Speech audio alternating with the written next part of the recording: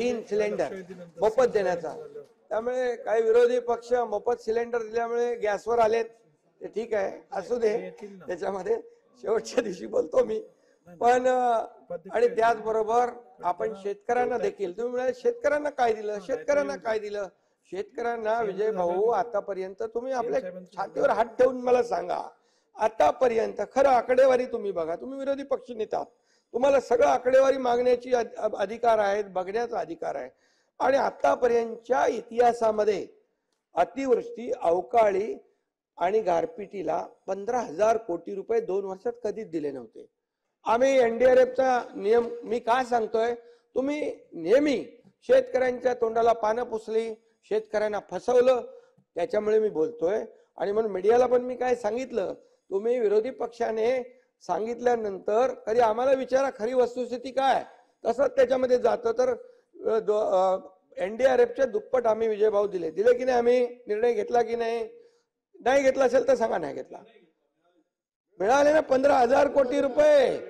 आणि 2 हेक्टरचे ताई बघा, हा एकनाथ शिंदे कधी आयुष्यात खोटं बोलला नाही, खोटं बोलणार नाही, आणि जे जे बोलला ते करणार. डीबीटीने दिले, डीबीटी 15,000 कोटी विजय भाऊ. आणि दुसरी गोष्ट ऐका, दुसरी गोष्ट, सततच्या पावसामुळे होणारं नुकसान कधी मिळत होतं, ते आपण द्यायला लागलो. 1 रुपयामध्ये पीक विमा योजना आपण चालू केली, काही ठिकाणी त्याच्या पैशाचं वाटप झालं. आज शेतकऱ्यांना प्रीमियम भरायचं, आम्ही त्यांचं संकट, त्यांची जबाबदारी आमच्यावर घेतली. अरे 6,000 रुपये केंद्र सरकारने, मोदीजीने दिले, त्यात आणखी 6,000 रुपये कधी टाकले होते सरकारने, सांगतो तुम्हाला. अरे बाबा, हे कालचा विषय, त्याच्यामध्ये चांगलं ऐकायचं. 6,000 रुपये तुम्ही म्हणजे 12,000 रुपये. अध्यक्ष महोदय, हे जे खोटं बोलतात, उत्तर होऊ दे. खोटं बोला, विरोधी पक्ष नेते उत्तर होऊ दे, खाली बसा. नाही अध्यक्ष, हे बरोबर नाही, हे बरोबर नाही, हे बरोबर नाही. अरे तुम्ही ऐका विजय भाऊ, नाही, विरोधी पक्ष नेते बरोबर नाही. खरं जरा खरं ऐकायची सवय ठेवा, खरं ऐकायची सवय ठेवा. खरं विजय भाऊ, तुम्ही माझे मित्र आहात, अरे खरं ऐकायची सवय ठेवा ना. नेहमी काय ते बाकी लोकांसारखं तुम्हाला पण लागलंय सवय, खोटं बोला पण रेटून बोला. अरे असं काय चालतंय काय? वान नाही पण गुण लागला तुम्हाला. तुम्हाला चांगलं समजत होतो, आपले मित्र आहात तुम्ही. आणि म्हणून मी सांगतो तुम्हाला, हे सरकार, या सरकारने काल शेती पंपाचं पण बिल माफ करण्याची हिंमत दाखवली. अरे ऐका ना, हिंमत दाखवली. येतो आणि हे बघा आजी, या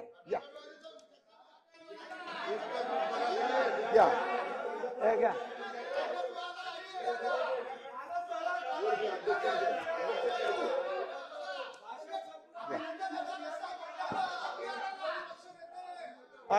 आणि म्हणून बघा, दूध का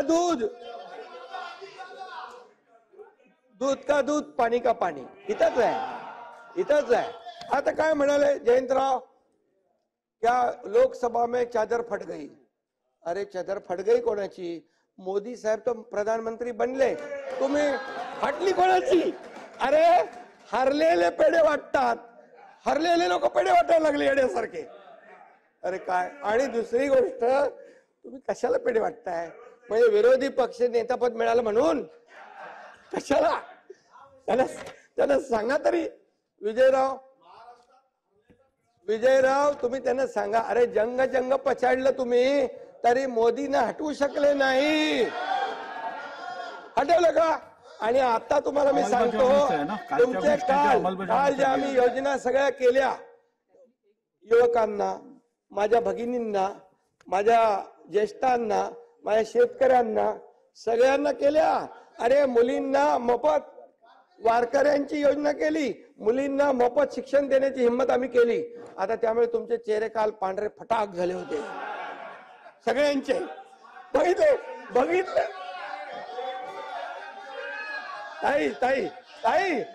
ताई यांचे चेहरे ना मी बघत होतो. बोलताना मीडियावर विजयराव नव्हते तिकडे, त्यांची नावं घेत नाही कोण कोण होते. विजयराव नव्हते, त्यांना माहित आहे हे सरकारच्या विरोधात कसं बोलणार आपण, कारण सरकार देणारं सरकार आहे. त्यामुळे ते गेले निघून. आणि बाकी लोक होते, त्यांचे चेहरे मी बघत होतो. त्यांना वाटलं होतं एवढं या अधिवेशनामध्ये लोकसभेत थोड्या जादा जागा मिळाल्या, खोटं नरेटिव्ह पसरवून, फेक नरेटिव्ह पसरवून संविधान जाणार, मतं मिळाल्यानंतर ते एवढे फुगले होते की आता विधानसभा जिंकलीच म्हणून समजा. अरे काल आम्ही जाहीर केल्यानंतर सगळ्यांचं सुतक झालं होतं.